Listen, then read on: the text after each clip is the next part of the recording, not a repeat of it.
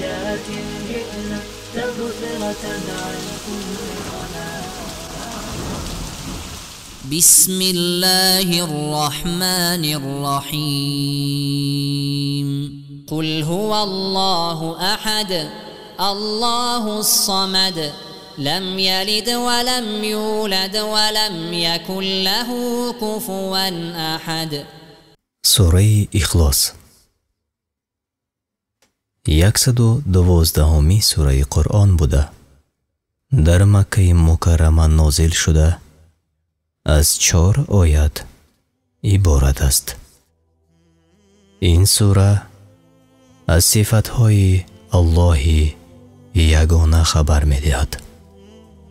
آن را سوره توحید نیز می‌نامند. الله به هیچ مخلوق محتاج نیست. از غیر خود غنی است. همه به او تعالی محتاجند. الله را مثل و مانند نبود، نیست و نخواهد بود. صفتهای الله کامل و بردوامند. او تعالی از صفتهای ناقص پاک و منزه است. همچنین این سوره فهمیش و اعتقاد مشرکان را رد می کند. زیرا آنها برای خدا نسل و اولاد را جایز می دانند. سبب نزول این سوره این است. بعضی از مشرکان نزد آن حضرت صلی الله علیه و سلم آمده گفتند: صفت پروردگار خویش را بر ما بیان کن که او از طلا است یا نقره یا از زبرجد است یا یاقوت. در آن هنگام این سوره نازل شد. در صحیح بخاری از رسول اکرم صلی الله علیه و سلم روایت است که رسول الله صلی الله علیه و سلم به صحابگان مرحمت کرده گفتند: آیا کسی از شما قادر هست که 3/1 قرآن را در یک شب خواند؟ این تبلیغ به صحابگان مشقت نمود. آنها گفتند: کدام از مایان قوت انجام این را دارد؟ رسول الله گفتند صلی الله علیه و سلم: سوره اخلاص در قدر ثواب برابری از 3/1 حصه قرآن است، چون که قرآن به 3 تقسیم است: عقیده، قصه، احکام شریعت. این بود نظر به مندرجه سوره اخلاص. بسم الله الرحمن الرحیم. به نام الله بخشاینده و مهربان. آیت 1.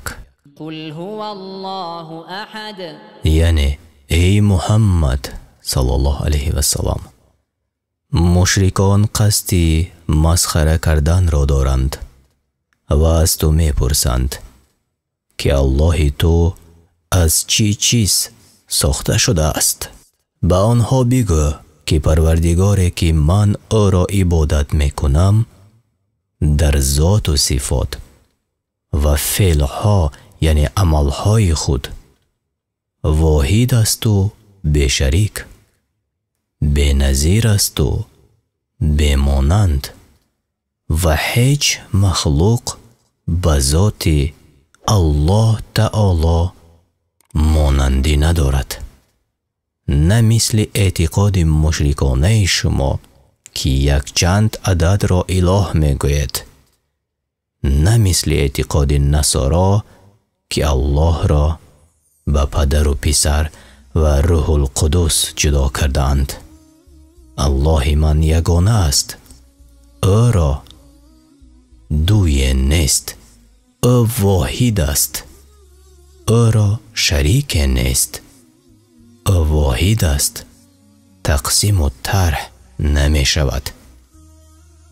در قرآن عظیم شان دلیل ها و برهان های قاطع برای یگانگی الله تعالی بسیار است. آیت 2: الله الصمد، الله بی‌نیاز است. الله به هیچ چیز محتاج نیست. اما مخلوقات باشند دائما به الله تعالی محتاجند. صمد گفته ذات را گویند که دیگر بالای او هیچ کس و هیچ مخلوق بزرگ و فرمان روا نباشد. همه خلایق، همه خلقها برای حجتهای خود و اجرا نمودن کارهایشان به او تعالی محتاجند. او چنین ذات است که از گرسنگی، تشنگی و عموماً از تمام صفتهای مخلوقان پاک بوده. بعد فنای تمام مخلوقات باقی و پاینده است. از صفت صمدی الله تعالی عقیده آن جاهلان رد می شود که غیر او تعالی دیگری را در عالم صاحب اختیار می دانند. او تعالی لم یلد ولم یولد، نه زاد کسی را و نه از کسی زاده شد.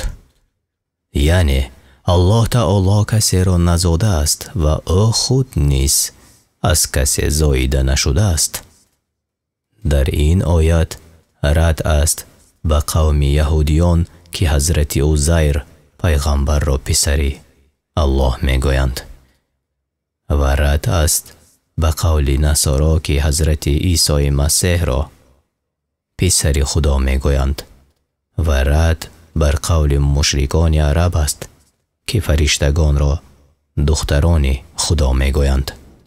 این چنین رد است به تمام قولهایی که کسی را به فرزندی خدا نسبت می دهند یا او ذات پاک را زاده کسی می حسابند.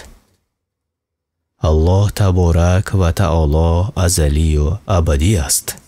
الله تعالی از پدر و مادر زایده نشده است، زیرا که هر چیزی که تولد شود او حادث یعنی نو پیدا شده است. چون کسی حادث باشد الله شده نمی تواند. خلاصه برای الله پدر و مادر و فرزند انتخاب کردن کار مشرکان است، نه کار مسلمانان. ولم یکن له کفوا احد، آیت 4: و هیچ کسی بر او همتا نمی باشد. برای الله تعالی نه در ذات نه در صفتها مثل، نظیر، مانند، برابر، مشابه نیست، زیرا اینکه او خداوند مالک کل شیء یعنی چیزها و خالق و رازق کل حی زنده ها است. در یکی از حدیث های قدسی چنین آمده است: الله تعالی فرموده است دروغگویی ساخت فرزند آدم مرا، حال آن که او حق چنین کار را ندارد. دشنام داد فرزند آدم مرا، حال آن که او این را حق ندارد. دروغگو ساختنش مرا این است که می گوید زنده نمی گرداند مرا همچنانی که در ابتدا خلقم کرد، حال آن که از نو زنده گردانیدن برای من از خلق اول دیده هیچ مشکلی ندارد. اما دشنام دادن فرزند آدم مرا این است که برای من فلان کسی را فرزند می خواند، حال آن که من یک و یگانه و بی نیاز و بی حاجتم و من ذاتی لم یلد و لم یولد و لم یکن له کفوا احد هستم. پایانی سوره اخلاص. ولله الحمد. معنا نهج حياة جئنا تبصرة عن كل ضلال.